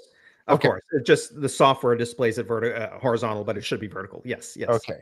So about 127 feet down, you picked up this anomaly, and we were supposing that it was roughly, it had to be pretty close to the pipe. And you found this, what appeared to you to be a void. Can you elaborate on this at all? I mean, so okay, let's take a step back and really understand what the radar is really seeing. Okay. Strangely enough, the radar, when it enters the ground, it is measuring changes in something called dielectric permittivity. Now, don't get scared, because what that really means is moisture. Okay. So everything in the ground has a certain amount of moisture. The lowest moisture is air. The air around me is as dry as I can get, right? Soil is dry sometimes, wet sometimes. It has varying degrees of moisture. And of course, the wettest thing I can have in the ground is a pocket of actual water, right? For example. Now, the one thing on this scale of dielectric, which happens to go from 1 to 80, from 1 being air and 80 being pure water, is that if you have metal, it's like an infinitely wet material. Like, just pretend it's like super water, right? So it reflects super, super well. So what that means is when you drop the radar into the hole, if there's, for example, a big block of metal, man, that'll show super bright. It's like a massive reflection because nothing goes through it. 100% of the energy bounces right back, right?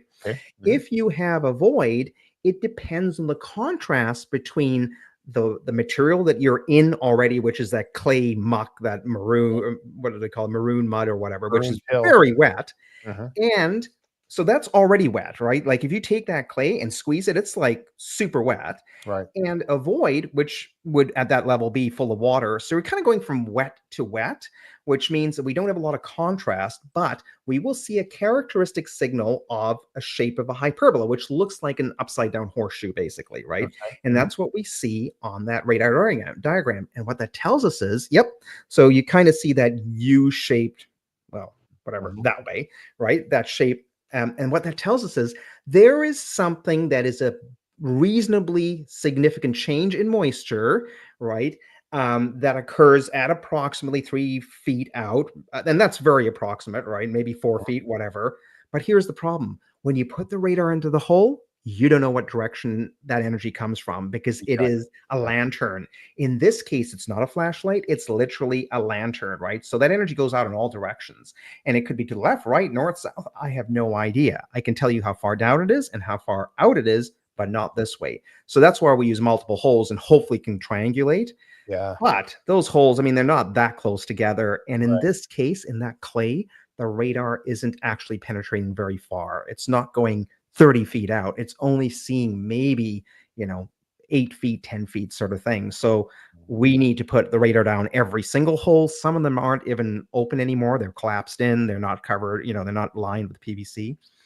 And then if we see something, then we got to kind of map it, and it becomes a donut, right? So it becomes a donut. And then where you have other holes, if you can make other donuts, then let's see where they intersect. And that's where your target might be. Right. So I didn't see that episode, but my guess is, I think you mentioned that they did follow up with drilling a hole about 2 feet off. Well, they did one, and they didn't. Okay, that's all we saw on the TV. And again, and I don't know what they did. 1%, I was not there. It looked like they drilled one hole. They didn't hit anything, and they went, "Oh, let's pack it up. There's nothing here," and off they went. Right. And I was like, "Wait, just a minute. How do you know what direction it was?" Exactly. You don't know what direction it was, and data doesn't lie. I mean, you might be misinterpreted, but it doesn't lie. There's something there. Yeah. Let's but find we don't out know which direction. Yeah, So, we don't know which direction. Yeah. To answer that question, it's 100 megahertz. The borehole radar is 100 megahertz. Most of the surface stuff that we use on the shows is 45-ish megahertz. The reason that we don't use 45 megahertz in the borehole is it just becomes a really long tool, and it's just not practical. But yeah, it can be done. It just becomes so it's about a 25-foot long flexible pipe we'd have to shove down, which is not super easy to do. All right. So that's what, I would hope. I mean, there's obviously the whole story. I don't know how much you actually know about the whole story. You were asked to come out there and do this work, but the whole story, 230 I know the story. Okay, good. I'll tell you something, actually. So I started in geophysics at the University of British Columbia in 1989. And I don't know what course it was, say Geophysics 101 or whatever it was at the time. The final exam was and we talked about Oak Island at the time in the course. The final exam was write a full project proposal of how you would solve Oak Island using geophysics. Really? With a budget, with all the technology, everything. And no computers, no internet at the time. This is 1989. By hand, and you have 3 hours go. So, I know Oak Island. Wow. It's a good bloody test. Wow. That's amazing. Yeah, 230 years they've been looking for this, and right. I think they have been applying science to it. I wish there was 2 people that I wish could get out there and do more work. One would be you, of course, to come out there and look down in every single, drill a bunch of holes and let you put your stuff down there and your GPR equipment down there. The other person is Pete Kelsey, because I'd love Pete to go out there, and he, with his new technology, his new equipment and the software and everything that he has, let him LiDAR that whole place one more time. It was done, I don't know, 2016 or something like that, but it was, in my opinion, he could do better with it, with what he has today. So there's a difference between Oak Island and Skin in terms of the approach, right? Brandon and Eric are out. Well, Eric certainly lives there full time, basically. Yeah. And that is, Skinwalker's an ongoing scientific experiment. So, for example, if I phoned up Eric today and said, "Hey, Eric, I really want to come to Utah, and I want to scan, Homestead 3 or whatever in super high resolution," I could do that, right? Because there's people out there. He can make that happen if I really wanted to. Whereas Oak Island, when filming stops, it kind of goes dead. There's not much going on. Right. But oh my goodness, yes. If not for the TV show, right? If we were taking Oak Island as a true scientific experiment, I mean, you'd still drill, you'd still do all a bunch of things, but look, we're trying to find something in the ground, and there's an entire field of geophysics dedicated to finding things in the ground. But the way you would approach it is not little haphazard survey here, a survey there, let's do a little thing here. You do the entire bloody island in incredibly high resolution using multiple physics or types of physics, right?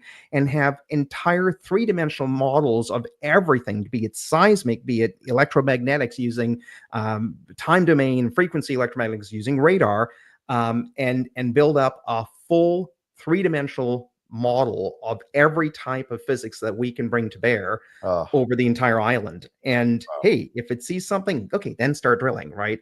But there's no budget to do that. There's no time to do that.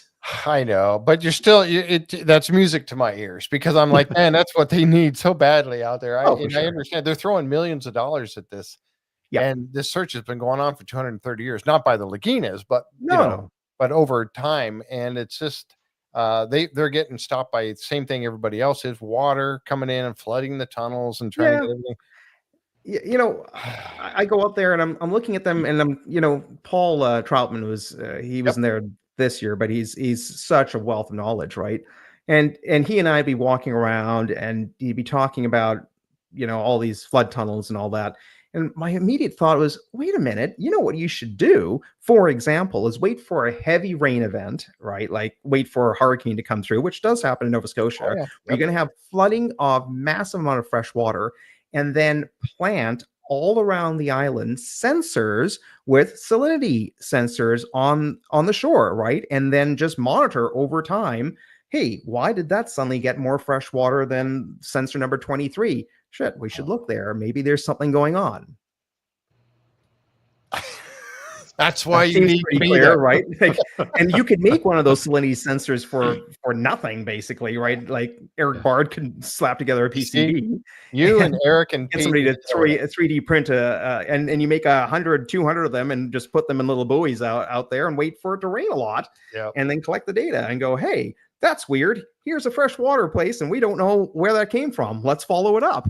Oh my gosh. All right. So I'm going to call Rick Lagina, and I'm going to tell him you guys need to be there because Eric would be making his circuitry and making devices. Yeah, like you said, I don't know why you wouldn't scan every single hole they've got. Your technology is small enough. You could go down any of the ones they've made.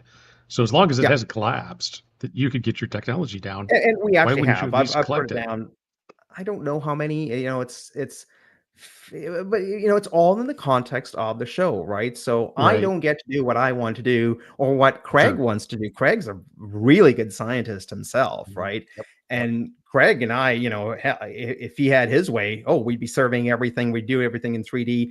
One of the things I want to do there is, so I do a lot of work, strange enough, in Saudi Arabia for archaeology, actually, around all their giga projects, like the Neom, the line, we scan some of these areas with millimeter precision. And we're only going down maybe 3, 4, 5 meters, but my goodness, the clarity of what we see foundations, we see even old footpaths, because the difference in ground compaction changes the moisture content, right? So incredible detail. Now, there's vegetation everywhere, but you know what? Hey, it snows. Wait till it snows and there's a good layer of snow on the ground. Take a snowmobile, and some sucker who's willing to go back and forth every 1 foot. Hey, you could do it. It would take forever, right? Hire some kid to do it and get a full 3D scan of everything. That would be so cool. But when, where, who, And your schedule is not one that has a lot of room for spending a lot of time at Oak Island. So I come in, they fly me out there. I just stay in the local hotel, have some fun for a few days, and I gotta go. You have to make money out another country, going to 110 countries. Exactly. One last question on that, and we'll move on. But Linda was asking, how many do you recall? I know it was probably a year or two ago, but do you recall how many holes you actually did put the GPR Dr in, roughly? I couldn't even tell you. Probably 6. Okay. All right. Just curious. A few, but not that many compared to how many they have. Right. Okay. Yeah. I'm just kind of curious because we were wondering the same thing, because that's why. And Tom had put that little, he runs it with the closed caption on the bottom so we can see what's actually being said more easily. And they were talking about multiple holes, but we only saw the one. So of course on the show, but okay.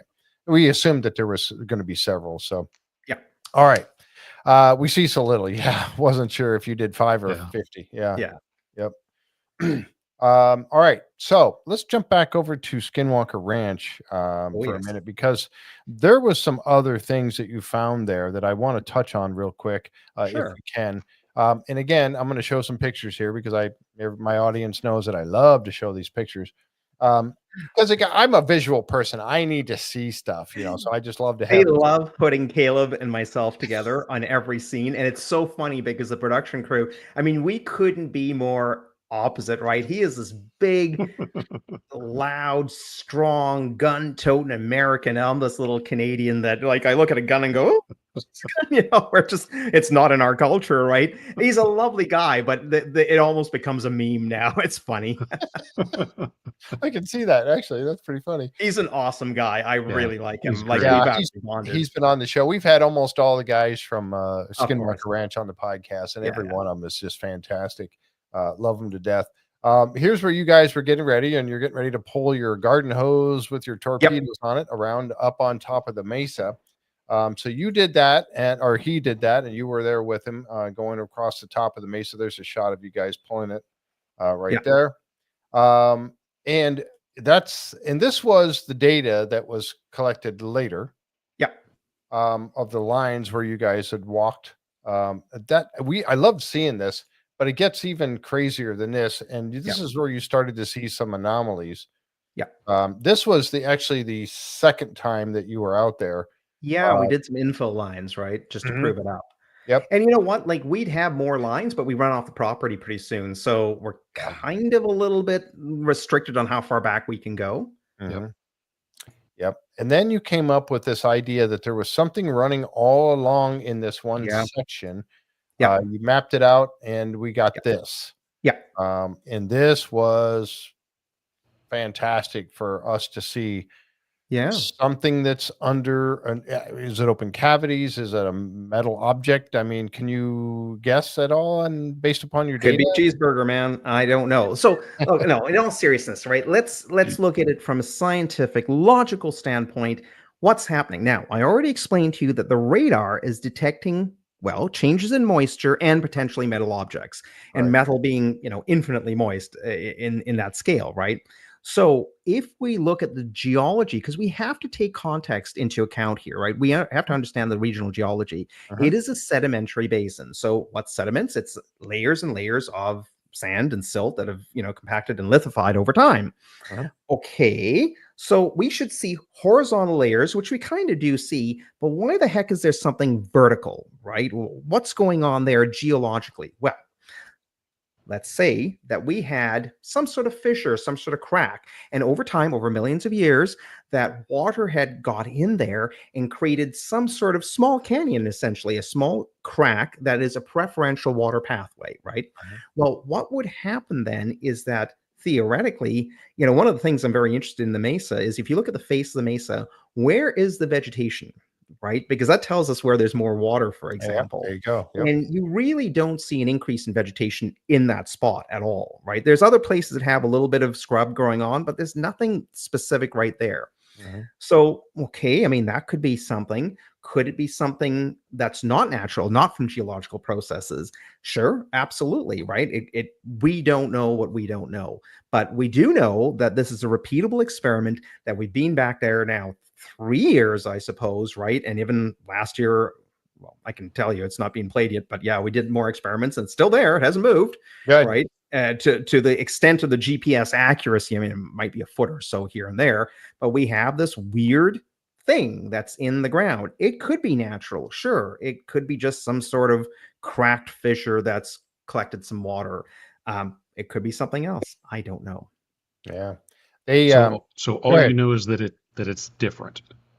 You can't say that it's a void. You can't say it's filled with water.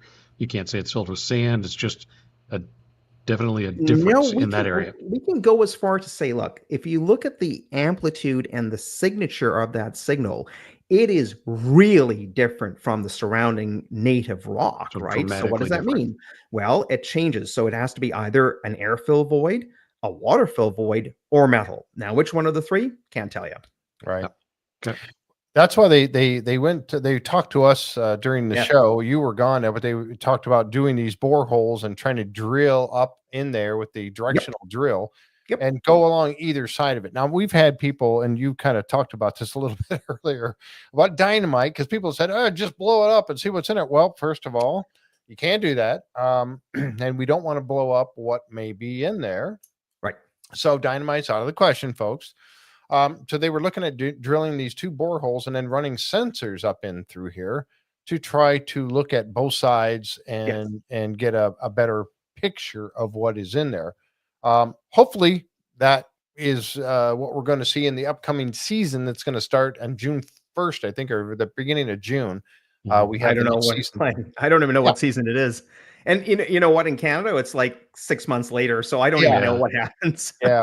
Unfortunately, I don't know why they do that, but it'd be fun if you guys could. And that's a little bit of a spoiler for us because we talk about it here, and Yeah. our Canadian friends are like, "Well, We're yeah, like going, what? What's yeah, going on now? they haven't seen it yet," and we hate to I know. do that, but can't wait. But yeah, Whatever. June 3rd. John said June 3rd it starts. Oh, is it? Okay. Yeah. So, but anyway, so hopefully we're going to get to see some of this in the upcoming season. And I know you can't talk about what you've done there this year. Yeah. Of course, that was the picture of Yeah. him carrying that, and that day for him had to be terrible because he had to put that on and then climb up. And that Mesa, I have been down by the gate and kind of Yep. looked at the size of the Mesa, but never on Skinwalker Ranch. Yep. I mean, that had to been the worst. I mean, he running up and down that thing. I think I've climbed up and down the face of the Mesa quite a few times with Caleb. It's not, if you're fit, it's not super difficult, but it is treacherous, right? Because these are big boulders and it takes nothing to just slip your ankle down and there it goes. So, and I think he was really sensitive about, he didn't want to break the equipment. And I'd said, don't break this thing. It's the only one in the world. So he was stressed about that. So I thought, poor guy, right? And I'm like telling him on the walkie-talkie, no, keep going. While I'm sitting down the air conditioned, drinking a Mr. Tab or whatever. So yeah, and he gets all done, and then the data is all crap, pretty much. Yeah. Sorry. So he spent all that day doing all that stuff. And but even crap data is still data, right? That told us something that's very true. going on there. Absolutely true. Then you guys got over to the to the command center, and they got a chance to look at your data. Now, this is different here. This is actually one where you were scanning over at the triangle. I believe you were probably dragging the line across the ground over there. Yep. And you had at the same time you were doing that, they were also. I remember this. This is the next year. Okay. Yep. Yeah. Yep. They were launching rockets. Oh yeah. Oh yeah, I remember this. No, so this is my idea at the time, right? So let's explain to the people online what's going on with the radar. So remember I said that we send a pulse of electromagnetic energy into the ground. Well, that's not entirely true. We do send it into the ground, but only about 60% goes into the ground. 40% goes up into the air, and we can't stop it. If we wanted to stop it, we'd have to build a big shield around it the size of a school bus. That's not very practical, right? So that energy goes up in the air. That's okay because there's nothing in the air that we're interested in, right? Now, having said that, if we go past a tree, sometimes we'll see that, right? We can see really anything that's in the air that has a different water content or metal content. So for example, if we're getting energy that goes into the ground and some of it into the air and you walk by, well, you're a 70% water, so I can actually see you, right? So when we're doing the scans, what you don't see on camera is I am a constant distance away from the snake because I'm actually pulling it. So it's always a constant distance. And I make sure that Caleb is walking beside me because the last thing I want him to do is start walking around because that's creating weird anomalies, right? So the idea was, Travis is going on about, hey, how do we know that there's something in the triangle area that doesn't get excited by launching rockets? And I'm sort of going, okay, whatever. But wait, what if we did an experiment where I didn't drag at all? What if I left it completely still? Okay, got the camera guys, the sound guys to just stop moving, pick a place, and do not move for minutes at a time, like not an inch, right? And then there should be nothing on the radar because nothing's moving underground, nothing's moving above ground. It should just be blank, right? And what happened was he launched the rocket. We could hear it a few seconds later. And looking at the screen, we're like, oh, the heck was that? Now, it could be a large bird, but I guarantee you we'd see a large bird. I mean, it's not just me and, Caleb. There's like 5 camera guys around us. So, there's a bunch of people standing around. We would notice something, right? And we're like, oh, that was weird. So what it was, I don't know. Right. And you talk about repeatable, the scientific method, right? So, So a few minutes later, they launch another rocket and it happens again. I don't know. It's just, so what could it be? What could it be? Well, nothing's changing underground, we assume. I guarantee you that, there's probably 5, 6 production crew, maybe 7 people around us. They weren't moving because I was watching them. And if it was Caleb and myself, then we definitely weren't moving an inch. And we're just staring at the screen, waiting for it to do something. And when you see it, it's like, okay, well, what the heck was that? What could it be? I mean, it would have to be a large, large bird. Well, no, there's definitely no large birds that flew over. We would notice that. Right. It would have to be some other animal moving by. I suppose it could be on the ground, right? Like, if there was a big deer or something running by, I promise you we'd see that. We're not that blind. What it was, not a clue. Yeah. And that's when Travis in the meeting started to talk about an electromagnetic disturbance and you stopped him and said, no, we detected an object. Yes. So here's the difference, right? We are recording a time signal, like a time scan. So we're continually recording this thing. If there was electromagnetic interference, then we would see the entire vertical. It would turn up as it would actually be like Thomas encountered when he was climbing up the Mesa. The whole thing would be screwed up. It would just be gobbledygook, like an old TV set, right? It would all just be noise. What we saw is a very distinct reflection off a target that has either a lot of water or a lot of metal. And that is, I can't remember how many feet, we calculated away. But as far as I saw and the production crew saw, there was no target nearby that moved. There was no blob of water floating above you. And I mean, I do have bad eyes, but not that bad. Well, it was certainly something to it's data. It's data. It's something showed up on there, and it happened each time the 2 times anyway that they launched a rocket. And people ask us that question all the time. Why do they launch so many stupid rockets? Because they get results from it. Yeah. Things happen. It seems to trigger something, maybe. Sure. It does. It triggers something. Go ahead. I'm sorry. But here's an experiment, right? Like I make this stuff, right? So I can make a bunch of these. What if we went out in the field and laid out 30 of them and had little car batteries and just ran them off 12-volt car batteries for all weekend when nobody's around? And maybe we have some cameras to make sure that there's no, cow that comes by or something, right? Well, we should see nothing at all.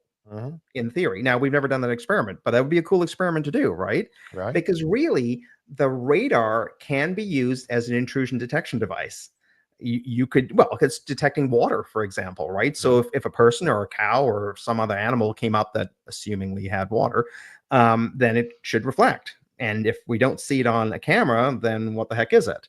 That would be an interesting experiment. And we could make 10 of them and, scatter them around the ranch and just go and collect the data after the weekend's over and see what we saw. Yeah. Well, I know Eric is working on the light garden, what he calls the light garden. And I don't know. I think I'm one of the, I'm part of the insider group. So I get to watch the cameras and all that kind of stuff. And we do that frequently, but I really hope that he's able to get the light garden up and running, because if it's going to work like he hopes it will, and maybe some of your technology in there as well, in this thing, oh my gosh, be amazing. It will be amazing. You'll see something like that get used all over the place, not just on Skinwalker Ranch, if it can be developed the way he has envisioned it. Okay, so we've talked about that. We've talked about Oak Island. We've talked about the pyramids a little bit. I know we're getting close on time here, and I don't want to keep you too long, sir, because I really appreciate you taking the time out of your busy schedule to meet with us. What else can you tell us about where you've been and things you've done? You've mentioned treasure hunting, other treasure hunting, and you've mentioned all these other countries you've been to. The GPR around the world. I mean, oh my gosh.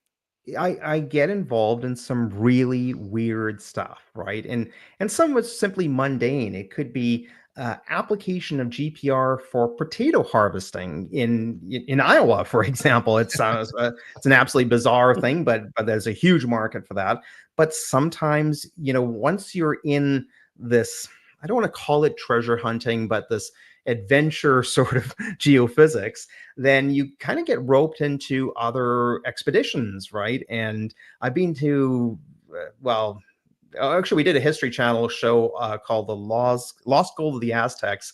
And that was a really cool show that could have had legs, but I think it just, the storyline wasn't there and it lasted one season. But I always thought that was really cool because there's definitely some really good evidence in New Mexico that there's some Aztec gold, right? But I've worked in Mexico looking at Pancho Villa's treasure back in the 1990s, and I have been to Syria and Iraq to look for items of historical value in at a time that I probably shouldn't have been there because it sounded exciting and let's go and try it. And that was probably not the safest thing in the world to do in hindsight.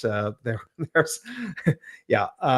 So yeah, I get involved in all sorts of expeditions that involve treasure or just trying to solve mysteries, right? One of the things that I was really heavily involved with in the 1990s and 2000s was Yamashita's gold. I'm very passionate about Yamashita's gold, of course, the World War II Japanese gold, and I've been successful a couple times at digging up some of the interesting hoards, and thoroughly unsuccessful in other places, and have all sorts of strange stories about finding all sorts of hidden bunkers in the middle of jungles in Indonesia that the Japanese had been using, but were actually built upon by Dutch colonialists in the 16 and 1700s, right? The Japanese reused for caches of military supplies and gold.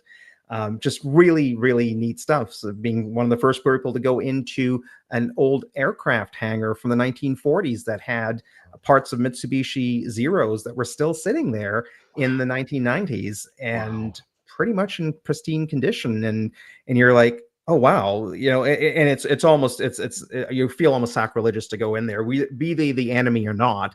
The point is that people lost their lives there. This is obviously, it's a surreal experience sometimes that you get to go into these things.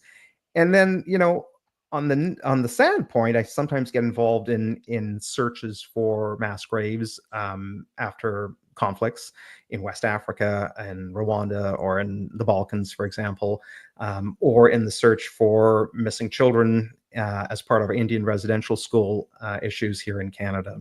So everything from exciting gold treasures to finding things that you don't want to find, right? If I feel that there is a way that we can use geophysical technology to peer into the ground to try to solve somebody's problem, then that's exciting to me.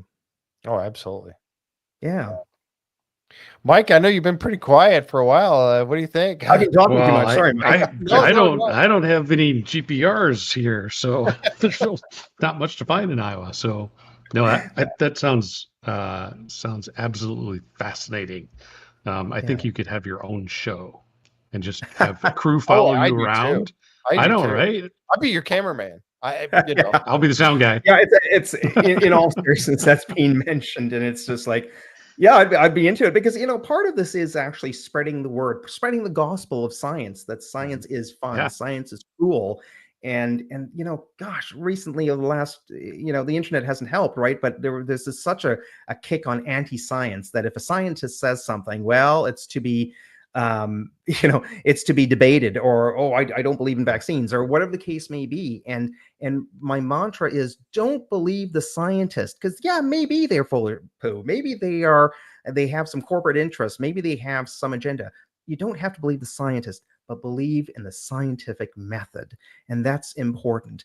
And to everyone, man, you have the most powerful tools at your fingertips on our phones, right? Like I can have Claude, Perplexity, all these AI tools that aren't necessarily going to lie to you. They don't have an agenda. Type a question in, and you know what? If you wonder about the pyramid story, take that story, put it into one of the AI engines, and say, hey, can you discuss the scientific validity of this? It doesn't have an agenda. It's going to go, yeah, that doesn't make sense at all. Right? Use it. Yep. Yeah, absolutely. Okay, last thing for me, before we wrap this up, I had to ask, because I know that there's a lot of stuff happening with space and the moon and Mars and all kinds of. You mentioned Mars earlier about the fact that we can get signals back and forth from Mars, but we can't figure out what's inside the pyramid. If they were ever to say, "Hey, Jan, Dr. Francke, we kind of need you to come up here to the moon and do some scanning," you wouldn't go? No, not at all. Terra firma, man. I can't even swim. I have no interest in leaving planet Earth at all. My kid you didn't think about that very long. Are you sure you don't want to take some time and consider it? I mean, you answered instantly. Mars. I mean, it's Mars. Come on, Elon is getting ready to. No. That sounds like a one-way trip. I quite enjoy the Earth as it is. But you know what? Like I am, and for the last few years have been working on different radar designs for lunar exploration. That's awesome. For CLIPS missions, right? And that to me is amazing what's going on the moon. Now, okay, political situation aside, this could all be canceled tomorrow. But in theory, right? You look at the Artemis mission, the Moon to Mars missions and programs that we, and as I say we, I mean humanity, are looking for places for lunar bases on the South Pole or the moon, not so that we can just hang out there, but so that we can build another launch pad to launch from the moon to Mars, right? And part of that is around ground penetrating radar, because it works so well on the moon because it's very, very dry environment. So you get tremendous penetration with small antennas. Wow. And the idea is, can we build a radar that can be towed around on a rover, for example, that can look for natural lava tubes? And those lava tubes could be harnessed if they're close enough to the surface and large enough. They could be harvested or harnessed, I suppose, to be natural places that we could live. It could be our base, right? Because what are we going to do? Build a hut on the moon? Like, that's not going to work. We can't be outside because of solar radiation. We have to be underground, and we can't bring machinery up there to start digging our own base. But if there's natural tunnels already, hello, that's of course exactly what we need. So lots of testing in places like Hawaii, where there's natural lava tubes there, and proof of concepts. And this is happening right now, and it's happening at an incredibly increasing frequency. You look at the number of CLIPS missions, not all have been successful at actually landing, the right way up, but we're getting there, right? And if you look at 20 years ago, where we'd all hear about every mission to outer space, now we don't even know what's going on. There's one, we're shooting these things off like a machine gun, it seems. There's one every few weeks, and China just released their extraplanetary goals, I guess, today. And you look at they look forward 20, 30 years, and my goodness, they have a massive program going on that absolutely involves some potential lunar bases. So wow. We're all caught up on mundane things happening on the Earth. This is I know, right? What the heck's going on? That's the thing about Mars, and I'm one of these people that believe that there could very well have been a civilization on Mars a long time ago, and for whatever reason, the planet became uninhabitable and they had to leave. So let me tell you, scan that thing and look for foundations. So here's the thing, right? So I can't go into detail about this, but there are groups in the United States, or I should say there were, I don't know if they're still there as of a couple months ago, but in theory, there are groups in the US government that are very interested in extraplanetary archaeology, right? What does that mean, right? And they spend money doing this. They spend money testing this. So can we build a radar that can be put onto a rover that can run around Mars and look for, sure, there's no little green man running around Mars today, but that's not to say that 2 billion years ago there weren't. And if there were, how do we find them? We'll use archaeology. And how do we build a system? Well, you'd go to a place like Saudi Arabia, which is a desert environment that's analogous to Mars, and you test it there. And that's happening. So just to think that at some point, governments of the world and research organizations acknowledge that there could have been life forms on Mars, and how would we look for them? That's pretty cool. Very cool. That's really neat to me, right? Very, very because cool. One of the challenges with non-human life forms and the presence of UFOs or aliens is that we think of this from, we have this hubris that they're going to look like us and they're going to exist on the same time frame as we do. And, the universal time frame is 13 billion years.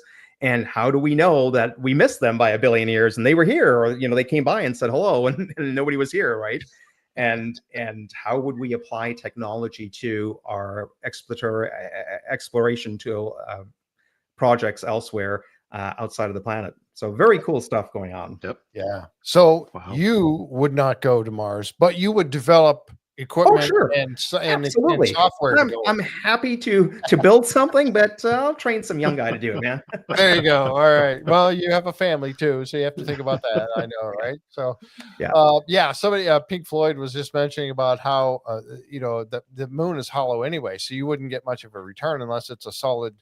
Well, the cheese, right? Like Right. each one of those Swiss cheese holes, they produce a reflection. It's very confusing. Moisture in cheese. Yeah. Well, they hit it with a launcher. I forget what they sent something back to the moon after they were leaving it, and when it hit, it struck and it rang like a bell for a while or something, and it was crazy. It's like that's pretty odd that it would do something like that. But anyway, oh my goodness, this has been fantastic. Hope you enjoyed it. I did, Dr. Francke. It has been awesome. I knew it would be an education for us to sit here and listen to. Your expertise coming out and you explained everything so well so that we could understand it. I don't know, Mike, what do you think? I mean, this has been awesome. Fantastic. I'm just looking at the comments. I'm not even watching the comments because I can't do two things at once because I'm on DOS. Right. Sometimes I'll read this later. I hope they weren't like insulting. Okay, but I'm sure they're good. Oh no. It's always it's a very smart crew that comes in the live chat. Yeah. No, to hear the science and see the technology and the applications and the mysteries that can be solved with that is fantastic. Yep. Yeah. Huge fan. Yeah. Awesome. Well, you know what? We'll do it again. We'll do it in a few months. I've got a couple interesting expeditions coming up involving certain arcs, maybe that I can't talk about right now. Yeah. Don't get too excited. I mean, the chance of zero, but still, let's get together later in the summer. And all right, sounds good. You and I will be talking, and I really, honestly, I appreciate it so much for you taking time out of your busy schedule to come on. I really do. This has been fascinating. My pleasure. I enjoy it. And I knew it would be. All right, hang out just a minute. I'm going to close things up here. Okay. Mike, again, thank you so much for co-hosting. I know it was just going to be one of those times where we didn't get to talk a lot, but that's okay because we learned so much. We learned so much. Absolutely. Folks, thank you for being with us here tonight. We really appreciate it. If you like the content of the show we did for you tonight, please consider giving us a thumbs up, give us a like, and tell your friends because this has been an education, and I think there's a lot of people that we'd like to get this out to so they can get to hear what Dr. Francke has also shared with us tonight. So thank you for being here with us tonight. We appreciate it. Linda, thank you for doing your work down there and keeping the chat underlined. And for that, we'll say good night, and we'll catch you next time right here on the J Free 906 podcast. Good night, everyone.